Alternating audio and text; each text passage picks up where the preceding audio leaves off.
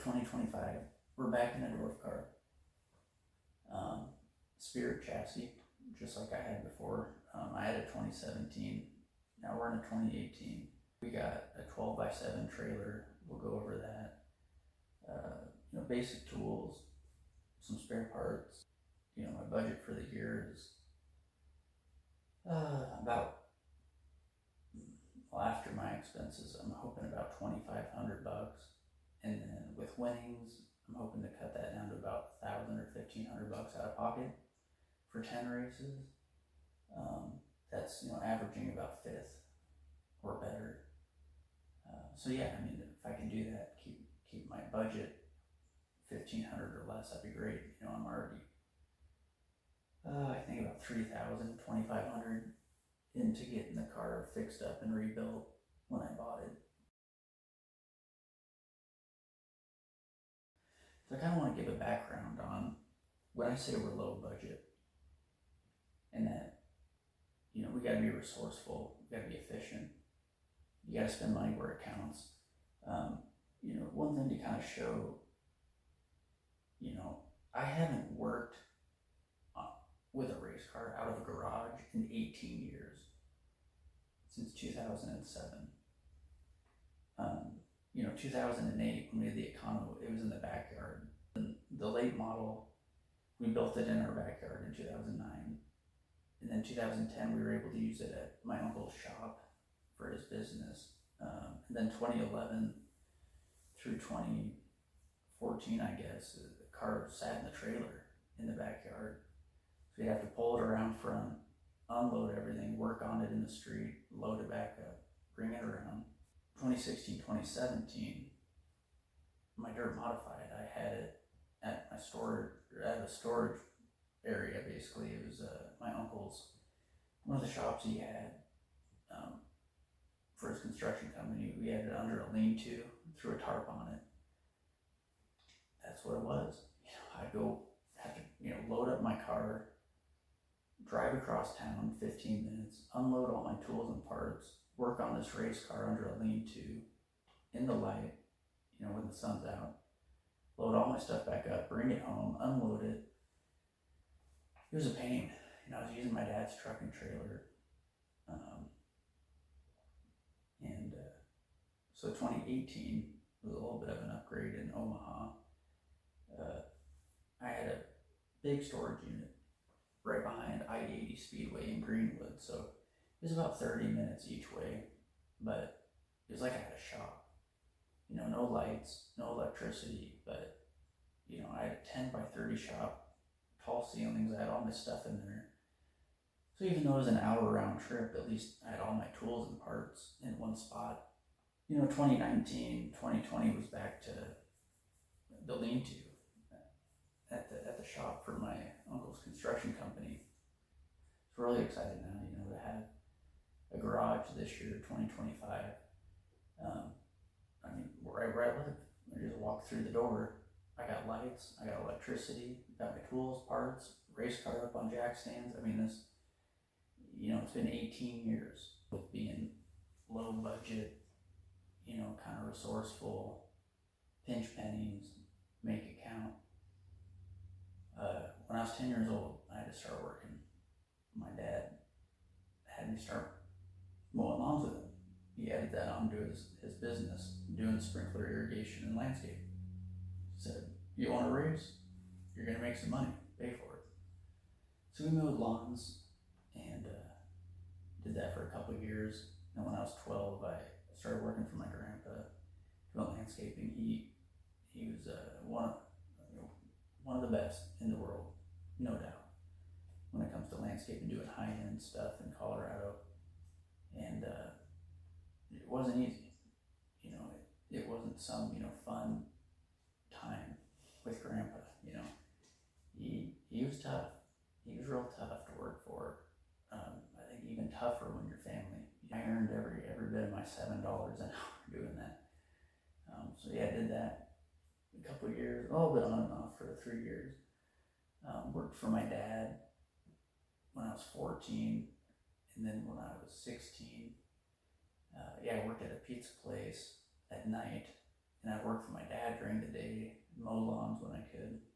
Kind of 16 into 17, I started working for my uncle's construction company here and there. Helped the guy that took over my dad's sprinkler business. I think still helped my grandparents with what they were doing with their landscaping business, mowing lawns as much as I could. I kind of continued with doing all of that over the next, I don't know, 3, 4, 5 years till I got out of college. It kind of, ever since then, I've just bounced around. We've moved around. I've been in different things. I've gone back to companies. I did the old college route, got a degree in finance, had a really good GPA, and I didn't really have the opportunities come with it. So it's been kind of a rough go. I keep taking jobs just to pay the bills. You have high hopes, but at the end of the day, it's all kind of the same. You're just trying to pay bills, and you realize that there's no future there. So in the last 7 years, I've had to work 2 or 3 jobs at one time. I've worked 90-hour weeks. I've had a couple decent opportunities, but those good opportunities quickly changed. It's hard to go get a sponsor. Myself personally, I when I was younger, when I was moving up through the ranks, I'm 10 years old, 12, 15, 17 years old, right? I'm winning races, I'm winning championships, I'm doing it on a very small budget, limited schedule. Everything's very limited, but all I needed was just, a little bit to keep me going. Well, I would go and try to, attract these marketing partners, call them, go in, email them, kind of let them know about myself and what I'm doing. Hey, I'm winning races, I'm winning championships. I never once got a sponsor doing that. And then for me, it is hard because I'm moving up, I'm young, I have a lot of promise, but yet nobody would seriously consider me. I'm winning races, I'm winning championships, and then I go and talk to the sponsor, and it's, oh, we already sponsor somebody else. Oh, well, let's put the name on the car. Let's have you come do a parade, come do a car show. And then if you win a championship, we'll kick in some money. They basically wanted free advertising. They wanted space on the car, space on the fire suit, space on a trailer, me to come to events for them, and then they would figure out if it's worth something. Most of the help I've gotten was from family, family, friends, basically, people my dad knew. It's been a huge help. Talking about sponsors, talking about, money, how do you make this happen? How do other guys make it happen? I do want to, shout out to several people. Number one would probably be my dad. He's the one that got me into this, always working on the car. Spent a lot of money for a lot of years on it. Even when I started working when I was 10 years old and started kicking in money, over the years, my dad still would put money in a lot of ways. And, he put a lot into it for being, a single dad for several years, running multiple businesses, sometimes at a time, taking care of the house. It's amazing that he was able to keep me racing and even kept himself racing for years. And, a lot of the best memories, not just in racing, but my life, was racing type stuff with my dad. Not just going to the track, but, going to guys' shops, working on the car, talking about it, going to the swap meet. When I look back, those were by far just some of the best days, And even though, over the years I got into my teens, my dad wasn't as involved. And then I kind of started doing, the modified stuff on my own when I was in college. And he'd go to the track, he'd help work on the car. He's always there when I was in a pinch. And still to this day, when I have, mechanical problems, he's the number one guy. He's the guy I go to. He's he's so smart. Seems like he knows how to fix anything, even if he's never worked on it before. He can figure it out. So my dad, he's a special guy, and he's really the one that has made this happen. Even on a bad night at the track, he was still positive and pushing me forward. My mom, she's been supportive in other ways.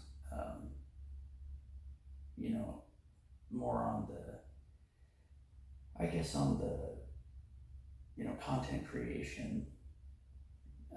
She helped me or helped build a website for me back when I was young. Making videos, just being supportive. She would find ways to get me to a local place that had go-karts, so I'd practice on their go-karts. And then as far as, you want to say actual sponsors, number one's probably got to be my Uncle Kip. He, basically since I was pretty young, got into micro, 19 years ago. It's been money here and there. It's been bringing me to the track. He even let me use his truck once when we went out to Cortez with the modified, and my dad's truck was having serious problems, basically breaking down almost. And I was in a pinch, and real quick phone calls here, and all of a sudden I'm driving this nice Denali pickup, this old raggedy trailer, and going over Wolf Creek Pass, 8 hours each way, and bringing me to races, from the quarter midget days.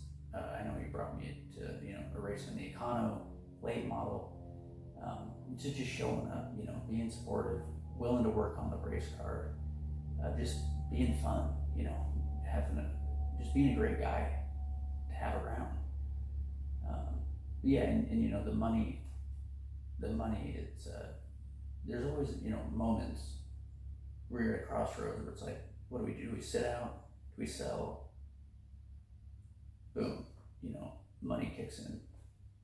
He's one of those guys that he's kicked in the cash at the right time to keep us going. So, we got some other, family friends. One of my dad's customers, when he ran a business, he became a great friend, and he kicked in money. And then other sport, moon racing with Danny Conselman. Getting us good used parts, new parts, doing fabrication for us, building bodies for our race cars. Probably the biggest help from him was always setup. He'd help you on the phone, go to his shop at the racetrack, always helping, always giving you an idea, something to try, even if it's off the wall. He always pushed us to try these things, and just huge, huge help. And we got other people that they've helped, help fix things on the car, crew. My cousin Peyton, he's turned wrenches for me, and been gone to the track, been there when I need a hand, at the track, and working on the car. I got aunts and uncles that have supported in different ways.